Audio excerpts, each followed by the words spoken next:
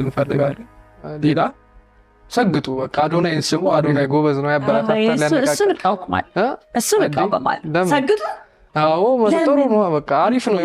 አሁን አይደለም የሚታየው በኋላ ላይ ነው የሚታየው ለውጡ ማለት ነው። ለውጡ የሚታየው ግን እሺ እንስማማና መሰገጥን ወይ እንክፈለው ለሁለት መሰገጥን። አሁን ሰግጡ ሲባል አንዳንድ ሰው አሁን ነገር እያደረገ ሶሻል ሚዲያ ላይ መሰገጥ መታወቅ ለህይወት መስመር ትልቅ ነገር ይመስለዋልና በተለይ ደግሞ ሶሻል ሚዲያ ላይ ያሉ ልጆች አይደሉ ነጋቸውን ብዙ አያስቡምና ከዛ አንግል ቢመለከቱት ጥሩ ነው ያስባል አይደል? መሰገጥ እኮ አለ ወይ አለው ስለዚህ ያው በጥሩ አለ በመጥፎ አለ። በጥሩ ብትሄዱ ጥሩ ነው። መሰገጥ ማለት እኮ በቃ በደንብ መስራት ነው። አንድ ነገር በቃ መሰገጥ ማለት በደንብ መስራት ነው። አዎ እንደዛ ብሎ መውሰድ ያለብሽ ገባሻ? ስለዚህ እንደ ፈርቹ ወይም ደግሞ ቋሚው ይለያያል ማለት ነው። በጥሩ ሳይሆን በማን ነው በመጥፎ ሳይሆን በጥሩ መሰገጥ።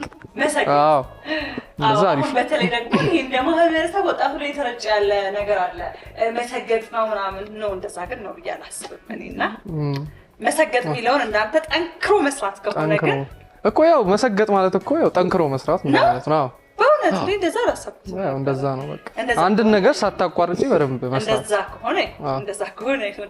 ስለዚህ ዛሬውኑ ጀምረው ሳያቋርጡ መስራት አለ። ሰው ምን ይለኛል የሚለውን ትቶ በቃ እንደዛ እንደማለት ነው መሰገጥ ማለት። ሰው ምን ይለኛል ማለት ትተሽ እዛ መስራት፣ ስራሽን ዝም ብለሽ መስራት። ለውጡን አሁን ላታዩ ትችላለሽ፣ በኋላ ላይ ታያዋለሽ። እንደዛ ይመስለኛል ለኔ ሲፈታ ማለት ነው።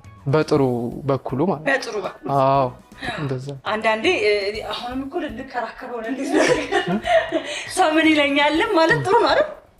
ሰው ምን ይለኛል ማለት ነው ማህበረሰቡ ምን ይላል? ባመንሽበት ስራ ላይ ሰው ምን ይለኛል ብለሽ እንትን ማለት የለብሽ አይደለ? እሺ እንቀጥል።